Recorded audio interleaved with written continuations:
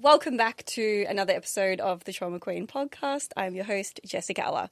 And today there is a bit of a trigger warning for drug use, addiction, sexual trauma, literally any trauma that you could think of. There's a trigger warning for that, I think. So last October, I remember the exact moment that I connected with this guest, and my sister Tyler messaged me and she said, I have this friend at work and she's been through more trauma than anybody I know, and I really want to pay for her to have a session with you because she's like the most beautiful person and she just deserves help and I want to pay for her. And I was like, well, I can't take your money because you're my sister, but I do want to help your friend. And so I said, look, I'll get one of the other girls to see her. And she was like, I really want it to be you. This is her history. And when she sent me your history, I was like, yep, no, I can't send her to anybody else. I need to see her. And I think that was when I reached out to you and I said, like, would you consider it being recorded and become a part of the certification? And that way I can continue to help you and we can record it and other people can use it for their own healing and for their own studies. So I reached out and that was the beginning. It was. So Karizma is not what you would expect when you hear her history and you hear the trauma that she's been through and then you see her here today. It really doesn't line up. And when I met you, you were like this ray of sunshine, just this empathetic, kind, giggly, bubbly, happy person. And I was honestly shocked when I saw you, just how like light and happy and also just so positive that you were with everything that had happened to you. Like your take on it just blew my mind. But you were obviously still suffering. It was. Yep. And I'm obviously lucky enough to have you join me here today. And you'd done a lot of healing work before. You'd really gotten yourself to a point where life was, you know, you'd overcome addiction and things like that, but you still were suffering with a lot of those past traumas, flashbacks, things like that. So are you happy for us to start with what life was like for little Karizma and for you growing up? Yeah, definitely, yeah. Yeah. We're going to come back to the now and to the healing and to like what we did together and everything. But first, just diving into your story. So you were just 4 years old when you were sent down to the chook shed with 18-year-old boys. And it's such a young age for something like that. I know you'd already had so much trauma before that, but it's such a young age for something like that to happen and for you to comprehend what's happening. Mm-hmm. Could you talk me through what happened when you were 4 and what happened that day and the effects that it had on you as well, like around like your body, shame, all those sorts of things? Yeah, so I remember when I was 4, my mum was in addiction and my mum was a heroin addict and she had people over and she just kind of wanted me out of the way. And I was saying to her, like, I don't want to go. And she was like, just go, like, down there. They took me down there and I knew, like I was only, like I said, 4, but I knew in myself that something was wrong. And when we went down there, they took me into the shed and I was pinned down and they did what they did to me. And I remember in that very moment feeling completely abandoned. The fact that I could not even get my mum's full attention, like to look her in the eyes and to be so frightened and to be saying like, I don't want to go, her being completely oblivious and just saying, just go. And it was like I'd just been handed over to the wolves. And I remember she ended up coming down to the chook shed because I don't know why, and she caught what was happening and I was ripped out of the situation. And it was never spoken of ever again, which then led me to be very confused because I couldn't figure out whether what had happened was wrong or if I had done something wrong. Like, overall, I felt disgusted in myself and I felt completely unsafe. And that just set up for a long line of more abuse because the next time it happened with someone else, I didn't say anything because it was never spoken about and I didn't know if it was right or if it was wrong. And yeah, it happened multiple times with multiple different people and it led me to think that that was affection. And I never felt comfortable to tell my mum And Is then that partly because of her reaction as well, of like ripping you out of the, like, what did she say to you when she ripped you out of that situation? that these things happen. Yeah. Yeah. So that's what you learn. These things happen. And Yeah. when they happen, they just happen. You don't have to do anything about them. Yeah. Yeah. And it led me to also not dress. I didn't like dressing like a little girl. I would get put in dresses and stuff and I would have tantrums because I knew then that if I was being told that I looked pretty, that could potentially attract something else. So I started to dress like a boy and I would wear caps and hot tuna t-shirts and would be a boy very much so to try and defer any male attention from me. Yeah. To try and protect yourself. Yeah. Yeah. Yeah. So obviously, like you've just highlighted a really important point, which is that when you learn that it's okay or that, you know, it's maybe your fault when you have some sort of shame, when you have this initial experience, if it's not handled correctly, that can send you on this path of that just being somewhat normal. Do you know roughly how many times or how many different people that you have been sexually abused by over that period, over your childhood? Yeah, so there was quite a few times and not all of it was intense. But there was always there was about 8 people. Not all of it was, like I said, like brutal to the extent, but it was very much like I was objectified and like just being touched in weird places or having weird things said to me by like older creepy men that I should have never have been around. And yeah, I don't know. I would just sit with it because I didn't know how to say no, don't touch me or don't do that. And yeah. And that belief that you're disgusting, like you carried it as your own shame and that you're the one that's disgusting. And I remember we shifted that belief and I identified that it was coming up for you. And how do you feel like that affected you? Like, did that affect you in other areas of life?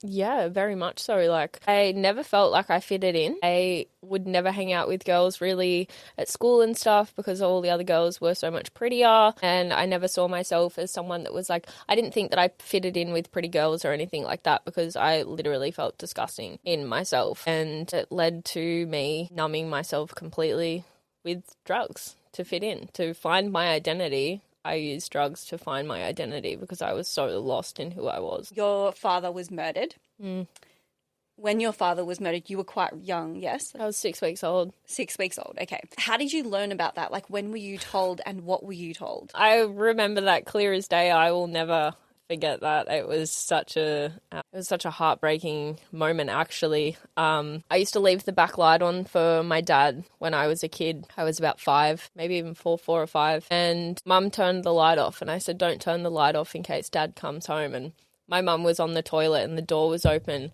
And my mum looked at me and said, oh, don't be fucking ridiculous, Karizma. He's dead. And I said, what do you mean he's dead? And she said, dead, shot in the head, dead. Such a brutal delivery.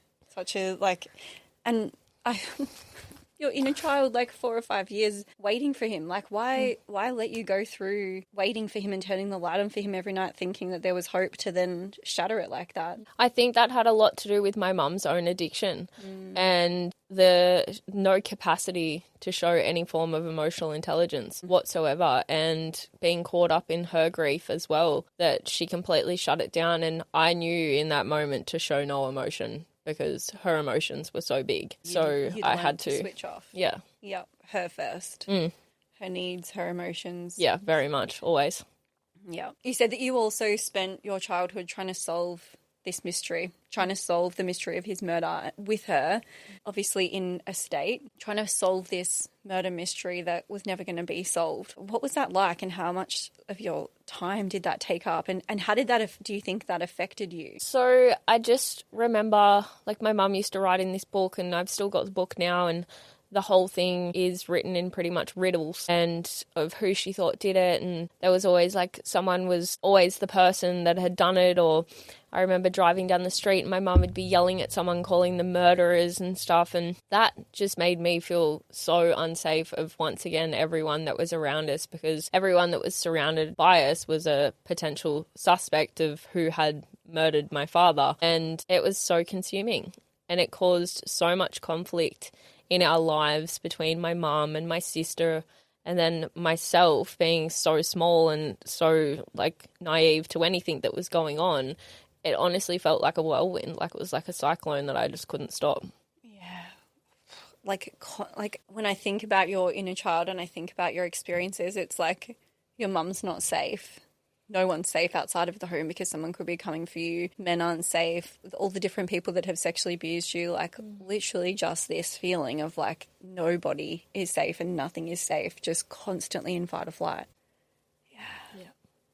Did you ever know that everything that you were going through wasn't normal, or was it just that was just all you knew? No, I knew that it wasn't normal because when I would go to school, I would lie. Yes, okay. I would lie and I would make up situations that had happened at home that was like this beautiful thing with a family holiday or something like that, and none of that was happening. Yeah, okay. Not at all. Do you feel like you lied because you're ashamed or like wanting to protect yourself, or just that fitting in piece as well? Definitely the fitting in, and I didn't want anyone to think differently. I never wanted to be taken away from my mum, and I was embarrassed. And I had friends and they had normal families and I could see what was going on with their homes, so I never wanted anyone to know what was going on. So you've said that you were, and we've worked on, I remember being disgusted by your mum as well and her addiction. Can you tell me about the way that you perceived her and that you perceived that addiction and maybe some of those moments where you witnessed that? I perceived my mum as weak, but also very strong. It was very conflicting. I would see this woman that would do everything for us, and all of a sudden when there was no heroin, she would become weak and she would be hanging out, and it would become mine and my sister's responsibility, and she would want her back rubbed and she'd be spewing in a bucket, and she'd be, one minute she would love me and then the next minute she would hate me, and there was just no consistency. And I remember like it impacted me so much that when my mum was actually dying of cancer, I could not even rub her back because it was so triggering, because that's what she used to get me to do when she was hanging out of heroin. And I couldn't stand looking at her when she was sick because it reminded me of what I had been through as a child and no one would acknowledge it. And I used to just think to myself, like, why me?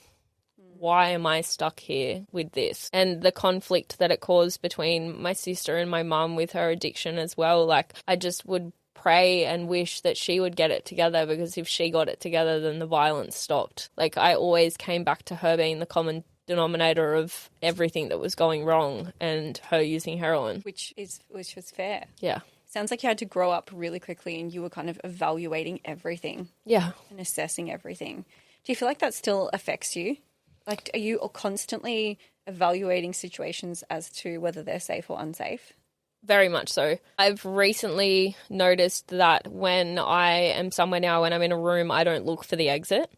So when I would walk into somewhere, I would either sit near the door, or if a door slammed, everything would go out the window and I'd be in fight or flight and I just didn't know what to do. Or if there was yelling or anything like that, it would completely... Yeah, set you off. Yeah, completely. Did your mum ever, did she ever get clean? Were there periods where she was clean? So my mum, my sister and I, we moved away from Kempsey when I was 10, and my mum stopped using heroin and our lives did get better. She still smoked weed and she was still obviously riddled with her own trauma, but she did stop using heroin and our lives did get better. And I remember gaining this respect for her for the fact that she had pulled us out of there and she finally got it together. And yeah, it was the first time I got to have my mum. Do you have good memories from that time? Like, what was it? I do, to a degree. Like, my sister had a child and my mum become the carer of her. Like, we all lived together and stuff, but her time was very much taken up. So I didn't necessarily get my mum's time. Yes, she was clean, but everything, all of the focus went into my niece, which I completely adored their bond that they had, being able to never see her as a hands-on mother and to watch her play the role as a grandmother was very special to me, and I still to this day, that's a moment that I will cherish, that she became a great grandmother. Yeah. I love how you're so not factual, but like you see the dark but you also see the light, and there's always been this like hope that she would get clean and everything would get better, and hope that things would change. Like, do you feel like that's what has got you through, this hope? I just got goosebumps over my whole body. Yeah. I've always just hung on to hope, and I've always prayed, Like, I remember I would be, like, even when I was in the depths of my addiction, like, I would just be praying, like, surely this isn't it. Like, this cannot be it. Yeah. It's like you've got this, like, this one's true. You've got this, like, higher calling, or just like this, which I can relate to. There's like this, always been this, like, you can do better, like you can do more, just one more memory, one more push, one more, like, there's this like drive. When I was little, I used to talk to my dad a lot, like, and pray to my dad, and I always used to, obviously, I don't know, it wasn't obviously a voice or something, but I used to feel like it was like I could almost imagine someone saying you're different to them. Like, I never felt like I fitted in with my sister's anger or my mum's depression. And I was always very vibrant and very happy regardless of what was going on. I would go out and I would play in the garden and I would play with my dog, and there was just always a flower that was more prettier than what was going on in the darkness inside the house. And I could, like, maybe it was disassociation or I'm not sure, but nature would take me out of all of that, and I could see the beauty that was around me. And I used to think, well, I knew that the adults were the only things that were causing the darkness because there was so much beauty outside of all of that. So perceptive for a child, like, fuck. Yeah. That's so perceptive for a child. My sister said to me the other day, do you think that, you know, knowing what you know about time, and that time isn't necessarily linear, and, you know, all of these kind of more spiritual concepts. She's like, do you think that voice that I heard when I was younger was me now doing the inner child sessions, going back and talking to her? And that's what I thought of as soon as you said you're different to them, and like those thoughts that got you through. It's almost like that's like what you said to your inner child in healing sessions, and it's almost like the future you was like with little you at that time. It's like true. Such a weird concept to get your head around. That when you said that, I was like, I wonder if that was like your future you, knowing that there's like more and there's bigger for you, and there is. I always felt protected somewhat, even when like I was in, like I said, all the danger and everything. It was just like hope. I just hung on that it was going to get better and that there was something more than. And my uncle played a big role in that. Like, he was an alcoholic himself, but he would just like joke around him. He used to call me Chrysler, and he would be like, who do you want to be today, Chrysler? And I got to be an opera singer or a fairy, or and he would give me that moment to express myself. And I know that that was another part of like that massive savior for me, just giving that split second that I got to be a child. Yeah, because one of the things that happens with trauma is that you would have learned now is that it shuts off imagination. So it can actually cut kids off from being able to imagine a future, being able to visualize. They lose creativity. So him like stoking that in you and bringing it up and getting you to visualize and play this other part also gets you to be somebody else for a brief moment, and bless him. So you had this inner child that saw the light, that saw the flowers, that knew that there was more, that had this hope, and then life eventually caught up with you as our patterns and our traumas do. And at the very young age of 15, you started to use psychedelics and things like that, which even 15 is like quite young. But obviously it's what you're exposed to. It's what you knew. Yep. I mean, I think it's pretty obvious to me, but like, what were you trying not to feel back then? What was it that you were escaping? What prompted you to turn to drugs after you'd seen what you'd seen? Because I remember seeing my mum cleaning the house, listening to Jimi Hendrix or something like that, and everything was okay. Like, everything was okay in that moment. And I knew, and like even my uncle, he would drink and he would be blind drunk, and we'd be running around in cow paddocks, and if he wasn't drinking, then he was miserable. If mum didn't have heroin, she was miserable. So I knew from a very young age that if I wanted to be happy and if I wanted the world to go away, then I had to use drugs. Yeah. Because I think of like Gabor Mate and how he says that, you know, what do you get from it? Like, what did you get from using drugs? Like, what did you get out of it? For a short time. What was it meeting? It was a sense of freedom. Yeah. For a short period of time, that's exactly what it was. It was a sense of freedom until it became a complete. And that's the thing, isn't it? About any type of addiction. At the beginning, it makes you feel free no matter what you're addicted to, and then it ends up being a cage. I remember I wrote a poem, and it said, "Here I am locked in the walls of the devil's addiction. He gave me the keys and said, 'You're free to go,' yet here I am playing the victim." Yeah. And I can still remember when I wrote that and I drew a picture of me and the devil behind me and the devil giving me the key and me, and I have a bag over my head in the thing, because that's exactly what it was. It was like I was an ostrich in the sand, and knowing full well that I was a victim, but just running with it because it was easier.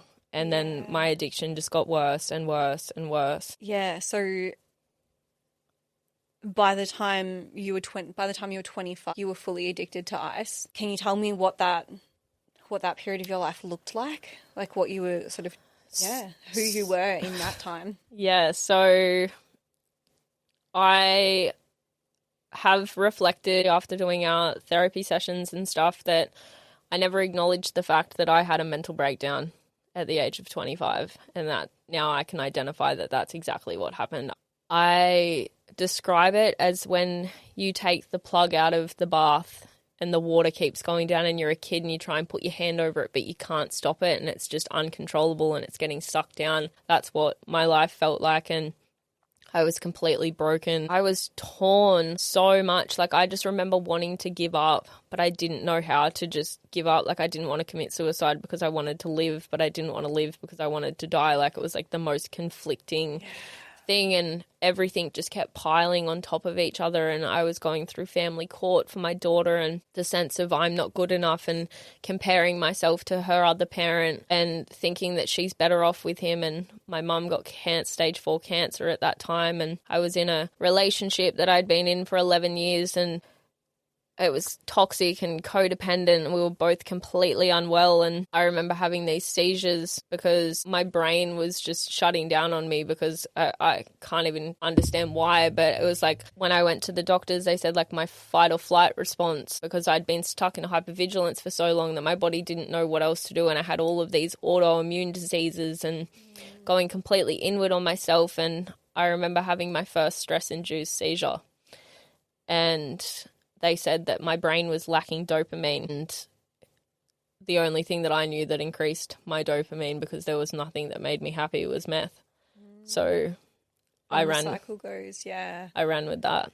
I always think of that like breakdown moment, an analogy of like, and I probably use this in the course, is that fight or flight is like the accelerator, and dissociation or even drug use, like when you're numbing and you're checking out, is like the brake, right? Yeah. And when you're going through being in this state where everything is a threat, but you're also completely checked out to it, but you're never checked out to it because you're always on. It's like the brake and the accelerator are going at the same time, and it's only a period of time before the engine will blow. And it sounds like, you said, I don't know why. You do know why. But it's like all of these traumas have a stacking effect. And sometimes people say to me, oh, it's not about how much trauma you've had, and it's not about, how big the trauma is or how little the trauma is. Like, it still can affect people. And like people that are having like those intense breakdowns is normally coming from repetitive, ongoing, constant trauma where your environment is just never safe. Yeah.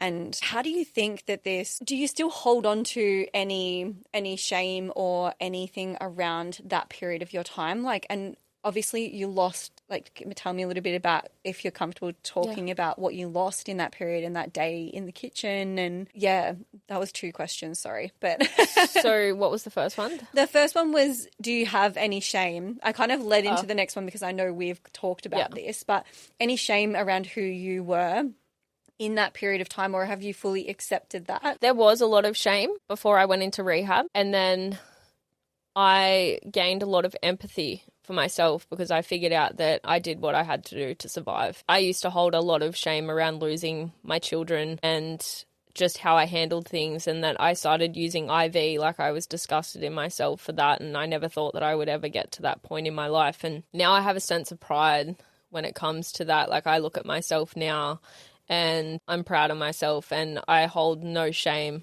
around any of that because I had to do what I had to do to survive and to disassociate, because if I didn't, I think that I probably would have tried to kill myself. Yeah. It's what got you through. Yeah. And that's the thing people don't understand. They see it as a bad thing, but it's like, well, that saved you in a way. Yeah. It gave you the freedom that you needed for that period of time to get through, because otherwise what else is your escape? Yeah.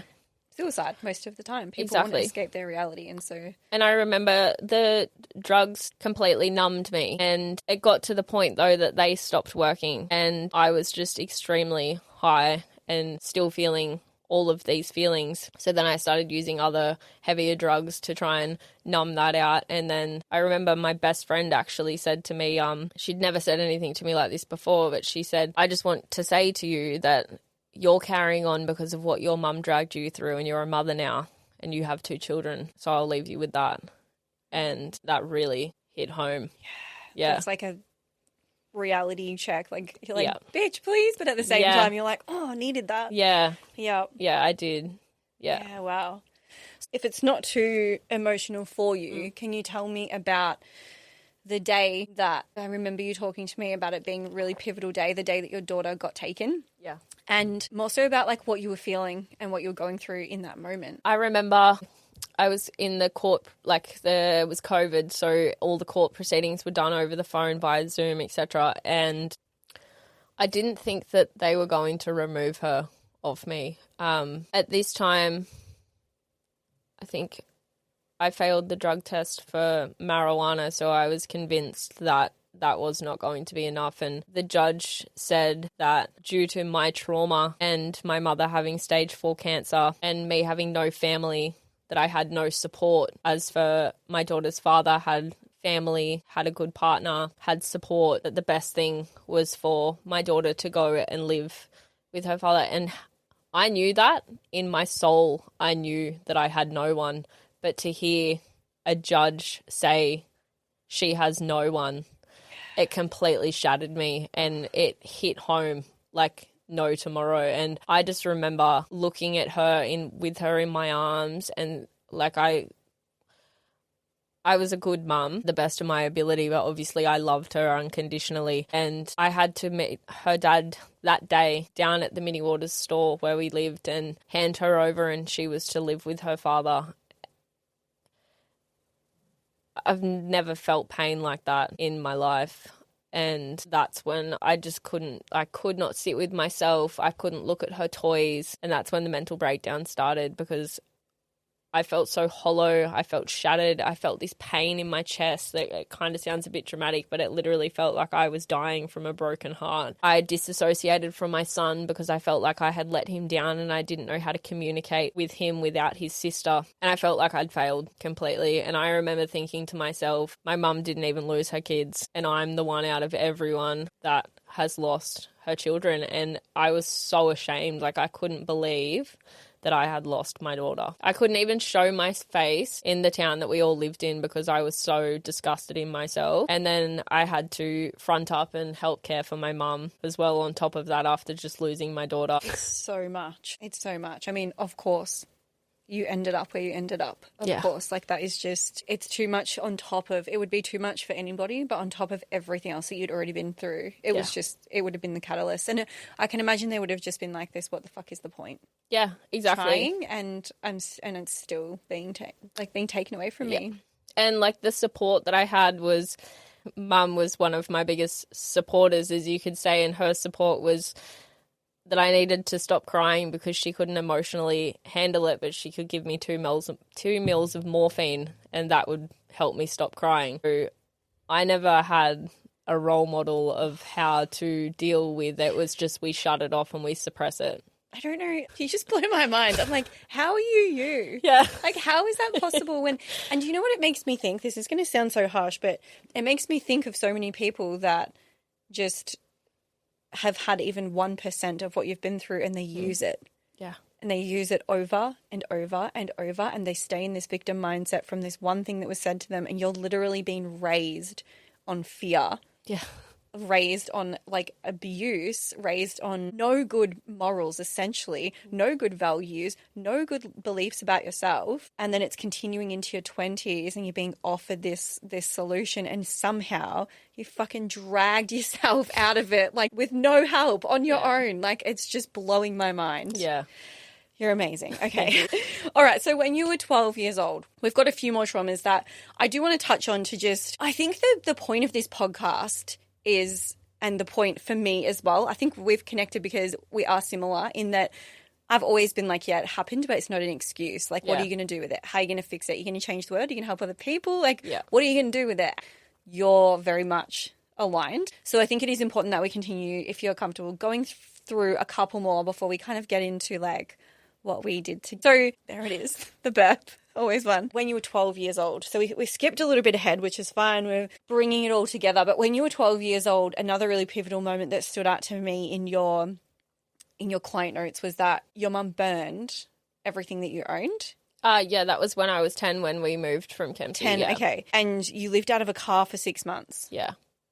What was that like, to live out of a car? It was freeing, only for the fact that we were getting away from what we were getting away from, like domestic violence and all the rest of it. And I knew that our lives were changing in that moment. That's when my mum stopped using heroin and all the rest of it. But I remember not being told and getting off the school bus and getting home, and mum was, yes, burning all of our belongings and packing everything else into the car. And then we fled where we were living in the middle of the night and drove up and down the coast, and we ended up in Grafton. But it didn't seem like living in the car didn't seem that bad and like hotel hopping and stuff like that, because it was free and you were on the move. Yeah, but there was a moment, like I remember my mum ringing my grandparents and asking them if we could go and stay with them. And I thought, oh great, we're going to go and live with grandma and pop, everything's going to be okay. And they said, do not come to our house. And that was another moment that I gave up hope on people that were meant to love me, because I couldn't understand why they would not help us. So much abandonment. And what was, like, do you know what that reason was, or do you have a perception of that now? My grandparents didn't approve of my mum. My grandma would never take any accountability for her own actions as to why her daughter became a heroin addict. So a long line of generational trauma and not wanting to look at what she had created. And it just wasn't their business. Are they English by chance? Yeah. Yeah, very. I mean, sorry, yeah. but... Yes, my grandmother, Okay. very English, very prim and proper. Yeah. Okay. What, like, just briefly, do you know what your mum's trauma was? Like, what was her childhood trauma My that got mum was her? sexually abused as a child It's by still- her cousin. And my grandmother's response was, that doesn't happen in our family. Yeah, yep. Yeah. English response again. I think what I've observed, obviously I've worked with, I don't even know how many people now, it's stupid. But what I've observed is that there's people like you, people who've been through so many different traumas. The thing that they come to me that they're struggling the most with, that is haunting them and haunts them all throughout, is sexual trauma. It seems to just be one of those things that absolutely derails people. Yeah. What do you, like, out of everything that sort of happened to you, like, can you relate to that?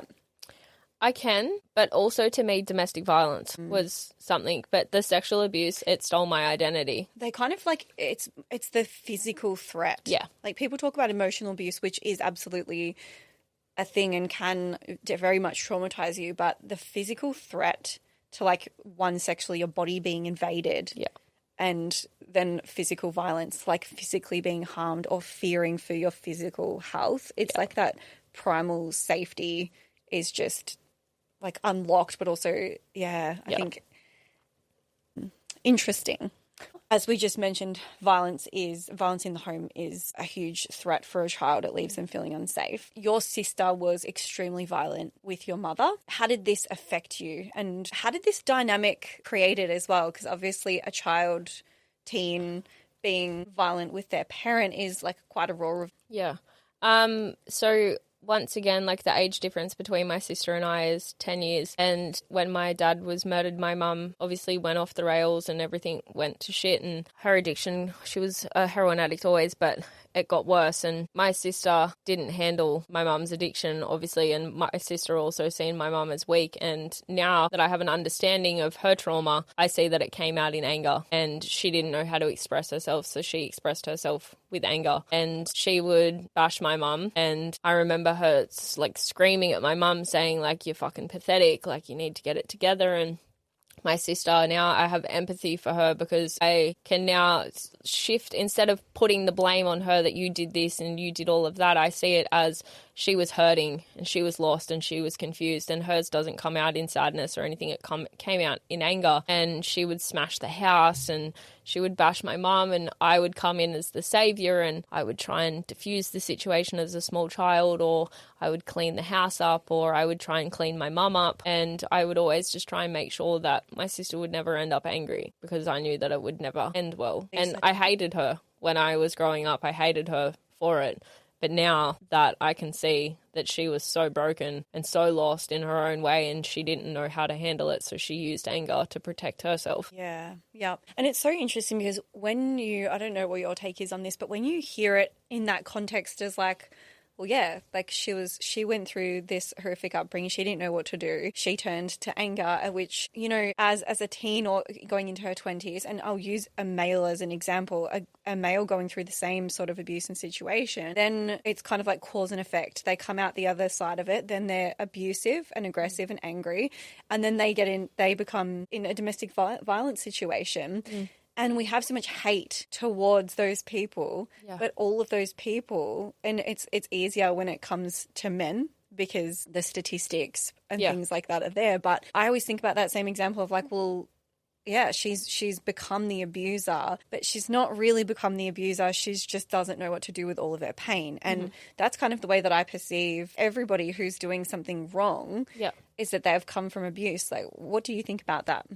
No, I think that's very true. Yeah, I think that I went from the victim to the perpetrator in my relationship. And so I can relate to that so much, and I can see that and own my part in that now, because I went from being not physically but emotionally abused, and then I turned into the one that was physically and emotionally abusing my son's father. So I can really see how that plays out, because the second that I felt like I'd snapped was when anger kicked in.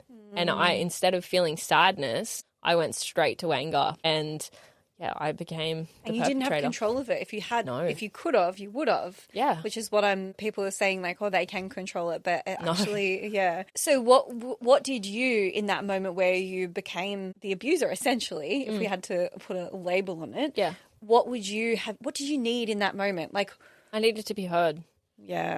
Yeah, I needed to be heard. I felt like I hadn't been heard, and I felt like I was being walked all over, and I didn't want to feel sad. So the next thing was to feel anger. And then I became terrified of anger, because I had no control over my anger. Like, I would smash the house. I would completely lose my mind. I would get this intense rage when it would take 4 people to pin me down, and I would be going psychotic, and no one could stop me unless I would then fizzle out and just crash and just sleep for 2 days, because this anger had just arose, and I stopped getting angry because I was afraid of it. I would show no form of anger. Everything was just a party 24/7 after that, because I was terrified of that rage. The response of your anger, And again, of course, you had a sister that was beating up your mum, trashing the house. You had a mum that was like burning your things. Like, you had this like she was in domestic violence relationships as well, right? And so was your sister. Like, you've just experienced it, and you've just been like, push it down, push it down, push it down, push it down. And then all of a sudden, he probably felt safe for you to then become that version of yourself. All right, so when your son was born, the doctors said that he wasn't going to make it. Just in case you hadn't fucking had enough happen already in your life, your son was born with you described it to me as his insides on his outsides. Can you talk to us about that period, how you got through that? Did that trigger all of this trauma, or did you go into like survivor mode? What happened there? So he was born with gastroschisis, which means that all of his intestines were on the outside. And I was told from the very beginning that he probably wouldn't make it, or if he did, he would die at the age of 8, and he would have all of these major surgeries. He would have a colostomy bag, a feeding tube, and I was 20 when I fell pregnant and 21 when I had him, and I wanted him more than I have ever wanted anything in my life. And I made the commitment to go through and have this baby, and I said, well, if I'm going to have this child that's going to die at 8, then that's just what I'm going to do. And I'm not exactly sure how I got through that, but I know that I completely switched off and went into, this is what I have to do. And I was up at the Gold Coast University Hospital with him, and I went into full mum mode. I was up there by myself. I had no family up there. His dad was down in Grafton, and he had 3 major surgeries. He died twice. He had all of these blood transfusions, and I was there for all of that. And I didn't realize how much it had actually affected me until I got into rehab and I was completely sober and I had to process. And I realized that that was one of the most traumatic moments I had ever been through in my life, but I was so okay with it at the time. And I can't believe how long it took me to process. Like, he was 8 or 7 when I went into rehab, and it took me 7 years. Survival, isn't it? Yeah. You couldn't process it. I had no other choice. Yeah. There's people say like, oh, you're so strong or whatever, which you are. But like in that situation, you just have to keep going one day at a time because you can't really process it until it's over. No, exactly. Yeah. And then so I had a surgeon ask if he could use him as like a case study, and that he was in Australia for 24 hours and he wanted to, 48 hours, sorry, and he wanted to use Maverick as an example and operate on him. Instead of removing his bowel, he wanted to repair it.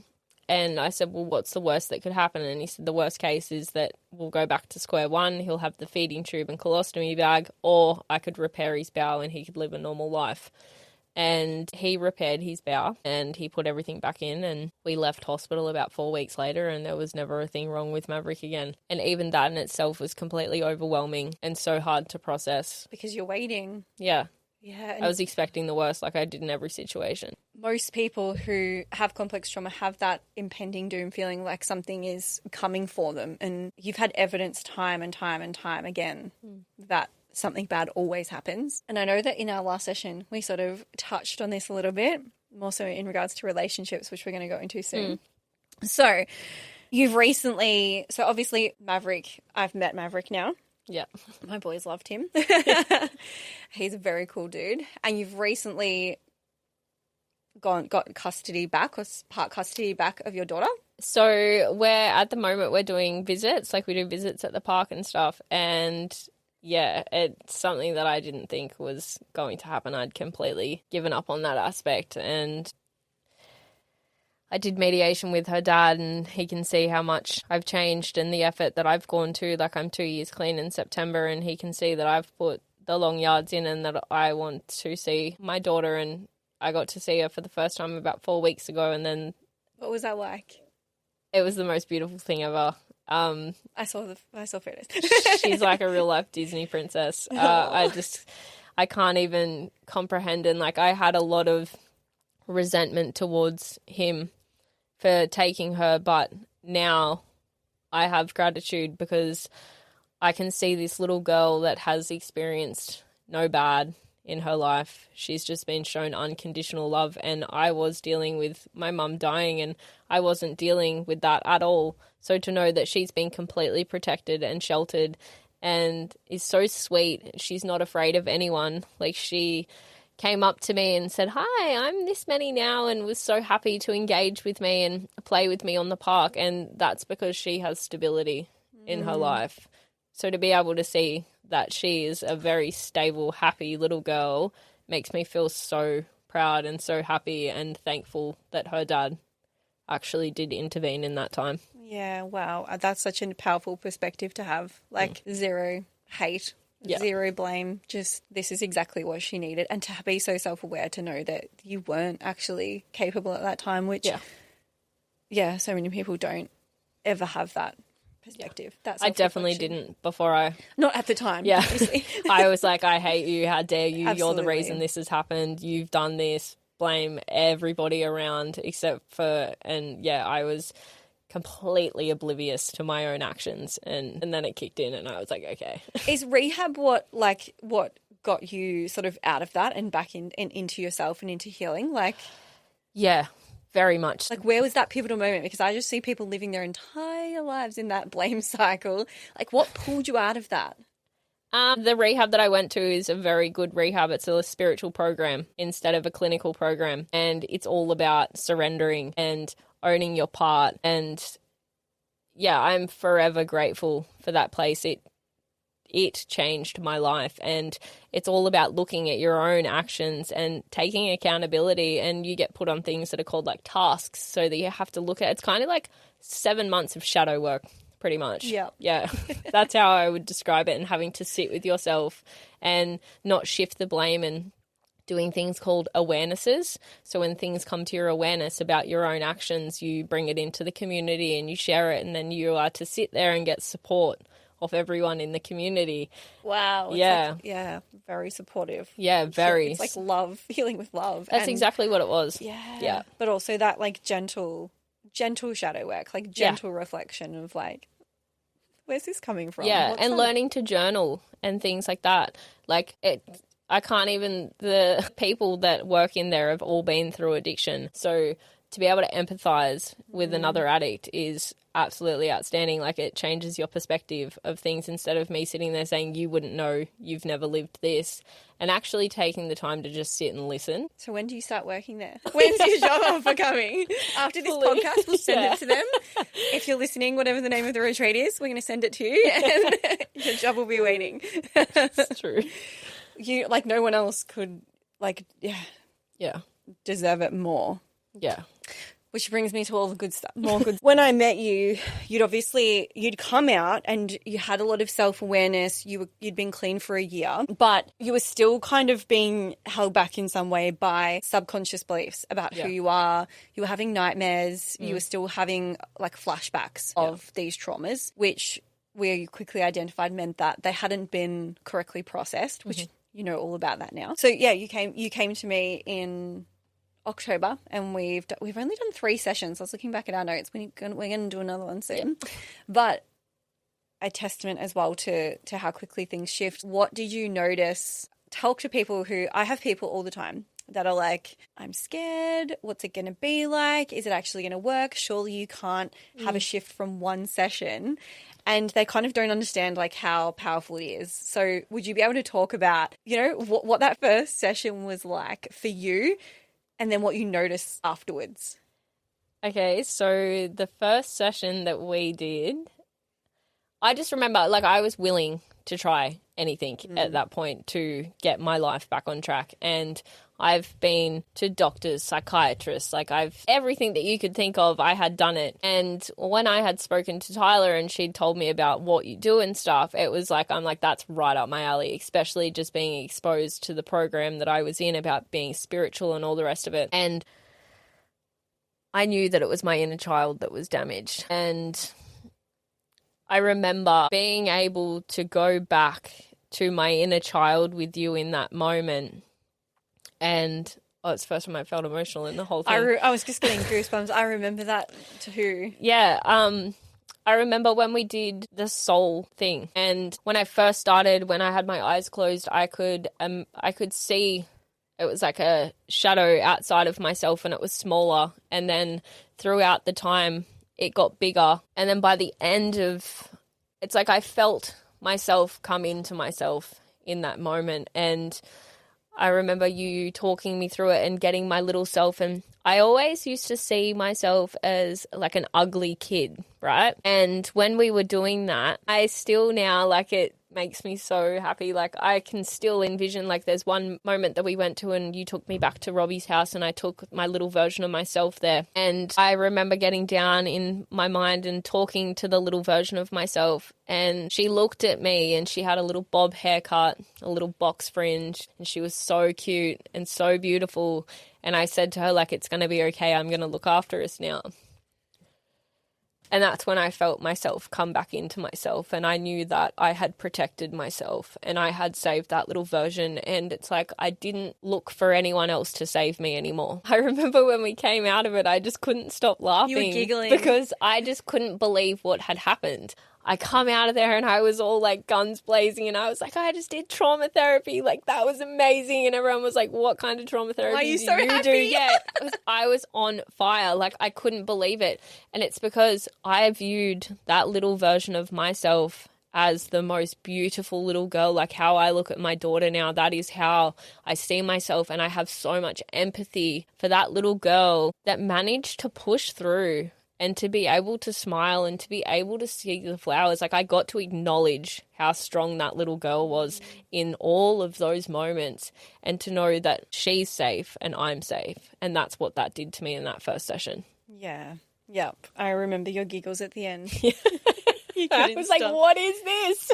You're like, yeah, you think you said that. You're like, I think you said, what just happened? I did, yeah. Because you recently, so coming on to, well, we can talk about that soon because you obviously have now studied, which we can go into, but second and third session. Second session, we worked through some more trauma, working through a bit more of those memories, working through just trying to unravel more trauma so that you didn't have as many flashbacks and things like that, working through those more intense things. And then the last session, you came to me and said, I need another session because I've met this amazing guy and I can't believe it. And it was so funny, I was looking back through your notes because there was just like this, I've never experienced like a safe love and I want to call in this. And like, it was like you had just become a manifesting magnet and all of a sudden you'd met this lovely guy. So talk to me about what it shifted in your ability to who you were attracted to, but also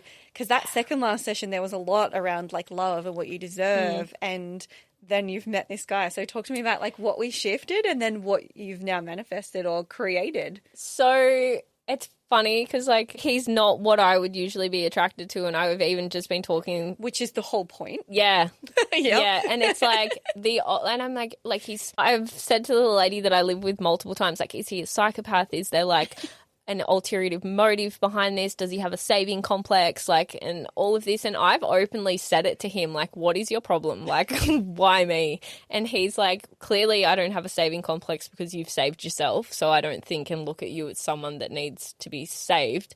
And I'm still like, I don't know, like, I feel like there's something going on here. And is this normal? And like, I actually said to my friend, Dan, that I was like, oh, yeah, I'm usually used to, and he's like, what, complete avoidance style attachment? Like, that's what you're used to. And I've got this guy that just thinks I'm absolutely great. He's so supportive. And like I've told him, I just fully trauma dumped on him because I was like, well, this is who I am as a person and this is what I've been through, because I was like, if you're going to leave, you're going to leave now. And he was just like, well, that's not the person that sits before me today. And I constantly have to tell myself that, like, yeah, he's not a psychopath, or he's not going to just implode into this demon that I think that everyone is going to constantly, but it is still... It's there. Work in progress. Yeah, it Always. is. And just understanding that there is good, like I remember him saying to me, so, well, if you're such a good person, Karizma, why isn't there other good people in the world? And he said, if you love so deeply, why can't someone else? And those little things really hit home. And I actually apologized to him the other day. I said, your love's so consistent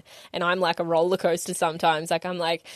The other day I like completely detached because I was like, I didn't know what was happening. I don't know if I want to be in a relationship. I feel like the commitment's getting too much. And I said all of this to him and he said, that's fine. Like, whatever you want to do, like, we'll just, if you want to slow down, then we'll slow down. And just by him allowing that and giving me that information, I'm back to being like, oh, like, he's so great. But I don't feel forced and I don't feel like it's fake. I feel seen. And it's completely unusual. I've never experienced it before. Yeah. Like, if you've never experienced it before, how are you supposed to know how to hold it? Yeah, like exactly. You're literally learning a new skill. You're like a baby trying to walk. Yeah, that's what it feels like. Yep. Yeah. I know. Yeah, I know. exactly. That's me. That's me. Still, and sometimes 2 years it feels in. uncomfortable. Like, sometimes I feel uncomfortable. And sometimes I guess it could feel a little bit boring almost because I'm used to...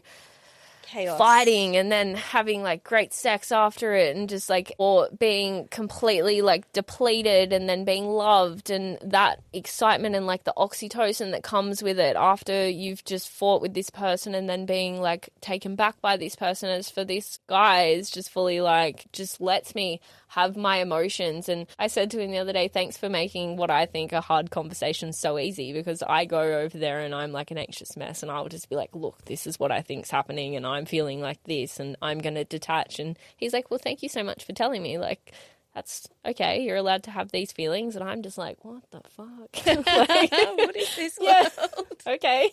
That's fine. I love that. Yeah. And do you feel like, I think every time that happens, it's it'll happen for like a shorter and shorter period of time. Yeah. And it's you just trying to create the chaos. Yeah. Like he's just kind of going like this and you're like still doing that pattern as if you're in another relationship, but you're like kind of doing it on your own. And I think what happens is when you're with someone who's secure, it becomes very evident that you're the one that's doing it on your own. And it's even more like people say that, you know, you could do shadow work when you're alone, when you're single, but like ultimate shadow work is when you're in a relationship because all your fucking little buttons are being poked. Mm-hmm.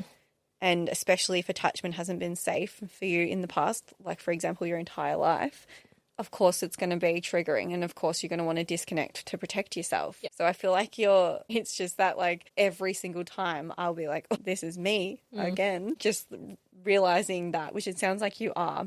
Yeah. And I feel like eventually you'll probably get to the point where you won't go to him. You'll realize it more quickly in yourself. Oh, yeah. But, and I guess I already am. Like, when I acknowledged it the other day, because I went through this phase where I was like, I fully don't even think I want to be seeing him anymore. And he could feel that I was detaching, like, just by the way that I barely responded to messages and stuff like that. And I didn't see him for a few days, and I sat with myself and thought, like, what's going on? And that's exactly what it is. Like, it's self-sabotage, or it's thinking that I don't deserve, or it's too good to be true, or even being afraid of losing something that I love again is something that's really hard for me and to let in, because I've watched in my past when I lost my mum and I lost my kids what I did to myself. So I guess I'm afraid of losing genuine connection. But then I realized that if I don't just give this a go, I'm ripping myself off as an opportunity to grow. Absolutely. It might not work out, who knows, but at least I knew for that period of time what it was to feel safe, love, and why rip myself off of that experience. And that's exactly what relationships are, if you let them be. Well, you said it so perfectly, an opportunity to grow instead of blame or shame or project onto somebody else. And he did this thing, gave me the ick. Yeah, that was me like a week ago. I did a whole episode on icks because I was like, icks are kind of a little bit like a trigger. You're projecting disgust onto somebody from something that's happened in the past a lot of the time, or like your uncomfortableness. Anyway, whole other subject. So I remember... And it's something that I've never shared because it is something that I just do for me. But every Christmas for the last 5 years, I don't know when it became a habit, but I think it was like the first year there was this single mum who had been messaging me all throughout the year saying that she really wanted to study, but she couldn't afford it. And then on Christmas Day, she came into my mind, or she messaged me saying Merry Christmas or something. And I was like, fuck it.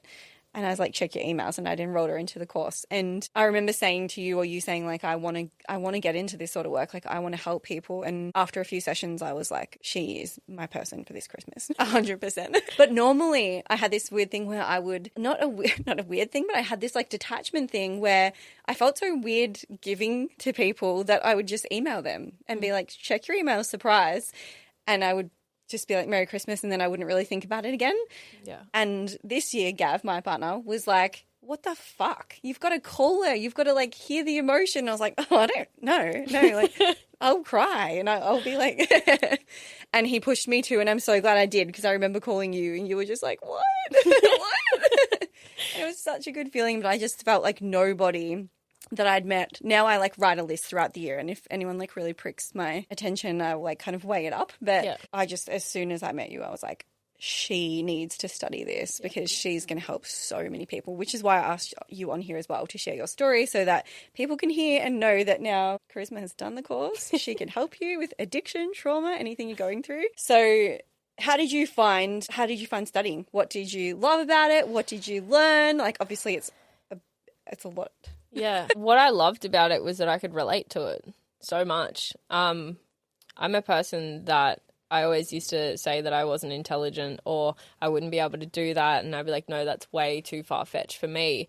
And I just remember doing the course, and each module I'd be like, yes, I get that. Yeah. Like, I understand that because I've lived it. I've experienced it. And then doing the sessions with you, it's like, I'm like, I've got this. Like, this is borderline a walk in the park. Like, if I can manage to get through that, like, I can't wait to be able to experience and to be able to give back what you gave to me, and to be able to just be the witness in that situation, to watch these people transform themselves, and that I'm not actually doing anything. Like you said, I'm just witnessing these people process their trauma. That was such a gift. Like, I remember, when I came out to the lady that I live with and I said, I'm actually really good at this. Like I'm getting it. Like I didn't feel stupid. I felt empowered. I feel like I know exactly what I'm meant to do, and it's to help. And I was like, maybe I want to work in a rehab, maybe I want to do this, but it's still also clinical. As for this, is so straightforward, and it gets exactly to the core of what the problem is. And working with the inner child, I just think is so empowering, and understanding and acknowledging that majority of our trauma, comes from either the inner child. Obviously, there's the stuff like that could happen later in life or whatever, but for me, I really, really want to work with people with inner children, like with the inner child, and to acknowledge like addiction and things like that. But I think the one thing that stood out the most was like learning about the window of tolerance and how to reset like my nervous system just with a few simple eye movements. Yeah, like I was just like, oh my God. And I do that regularly when I feel overstimulated or anything. And that gave me the ability also to acknowledge when I did have the mental breakdown. It was in that module when I realised what had happened, what was happening in that window of tolerance, and it hit me, and I was like, I had a mental breakdown because I couldn't find the capacity and I had no idea. Left. Yeah. That's such an awful place to be. Yeah. And I love what you said about being the witness too, because that's probably one of my favourite shifts that have happened over the last 15 years of working, studying, and then working with people. Is I used to find it really hard, and people would be like, how can you go through so much trauma and then deal with other people's trauma? Yeah. And it was that shift around learning about being the witness and just allowing them to heal themselves, and you're just literally guiding them, asking them questions, and they know what to do. Like you knew when I asked you what your inner child needed in that moment, in that memory, in order to heal it. Like you knew. And so like we essentially are just watching people. We're not watching, like, but we're active, but we're watching people heal. And I think people don't realize that enough, and they kind of get so invested in it and feeling like they have to do all of this work. Yeah. Whereas if you actually just provide people that space, they do heal. Yeah. Yeah. Yeah. That was very powerful. Yeah, and learning about like the quantum physics and the witnessing, like I remember that's the first module in it, and I was like, oh my God, like, because I've always been a very spiritual person, and like when I remember seeing it and I was like, quantum physics, I'm not smart enough to do this. And then when I like went through it and I was like, okay, like it's about witnessing. And yeah, that was like, I was like, okay, this is going to be cool. Like I get this. Yeah. One of like my personality traits is to research something like to within an inch of its life, and then condense it and make it make sense in like a broader spectrum, which is why I was obviously made to make that course, because this is most people's feedback is you've literally like taken something that's complex and you've got me to understand it so deeply but so simply. And I think that's where I've always tried to be, is like there's no need to use terms, like there are some terms in there that you might have to like look up or learn, but it's like there's no need to use like complex like sentences when you can tie it back in a really logical way. Quantum physics is such a good one, and it's scientific too, which is interesting because it's like spiritual, but it's actually not. Yeah, it makes you learn the science and you're like, oh, okay. Yeah. So what's next? You've got visits with your daughter. You've got custody of your son. You're working. You're healing. We're going to book another session after this. What's next for me is, so when I got out of rehab, I just threw myself into work, and then 4 months later, I threw myself into study, and it took me 6 months to do the course, and so I was just throwing myself into absolutely everything. So I think for the next 6 months, like till the end of the year, I'm just going to work at the cafe, and just really I've been like getting into doing breath work again, just really learning again to like be calm with myself and to take like space for myself, instead of, because I'm like, okay, the next thing I need to do is immediately set up a business. Like I need to immediately do this, and just giving myself space is really important. Yeah. Just next is rest. Yeah, exactly. Yeah. And enjoy the time that I get to spend with my children. And then by next year, like I'll figure out what I'm going to do then. But for the rest of this year, I'm just going to do my 4 days a week at the cafe. I'm going to see my children every second weekend. And then on the other weekends, I'm going to do stuff for myself. And like I said, just get into like, I've been going back to yoga and just really get in contact with myself and my body and learning how to re-regulate myself, which I have. But I mean, like when I say re-regulate, I mean, like, fully go into myself on a spiritual level to be able to know when I need to rest. And when I did get out of rehab, I was very afraid, and that's why I was like, I need to have everything figured out. Like, I'm 29 and I turned 30 at the beginning of next month, and I just want to go into that nice. I don't want any chaos. I don't want to be I just want to go into my 30s completely regulated and completely reset. Yes. Then at the beginning of next year, I'll figure out what my next move is. But for the next 6 months, of you. For the next 6 months, I'm just chilling out in Byron Bay. Wholesome life. Wholesome.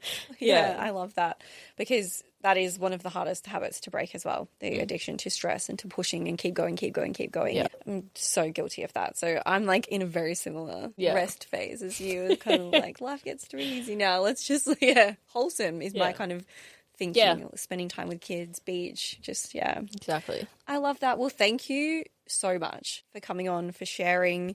I will be sure to share when you are ready to take on clients. Yeah. Cool. So people can keep an eye out for that. But thank you so much. It was so good to have you here. We've been meaning to do this for a little while, and I just am so excited that we finally got to do it. No, thank you so much for having me. I was so stoked when you asked me. I was like, I would absolutely love to, because I know that hearing other people's stories that's hope. Like, I go to meetings and stuff, and that's what keeps me clean. So I know that if someone can hear my story and know that I can get through it and I can come out the other side, and that I'm not the person I was 3 years ago. And that's all I want, is to be able to people know that there is hope and there is light at the end of the dark. Absolutely. Yeah. And you'd be surprised how many people even take there's one thing that you say that just hits them in their soul and it changes them forever. Yeah, exactly. The amount of times that, you can listen to a whole podcast, but they say one thing and it just stays with you. Yeah. I think that there would be so many people that would have that experience with so many different moments today. I know that you've said things that I've been like, whoa. Yeah. I think one of the things that sticks with me is, why not me? Yeah. Yeah. Yeah, why not? Yeah. Yeah. Oh, I love that. Thank you again. And thank you for listening. We will see you in the next episode.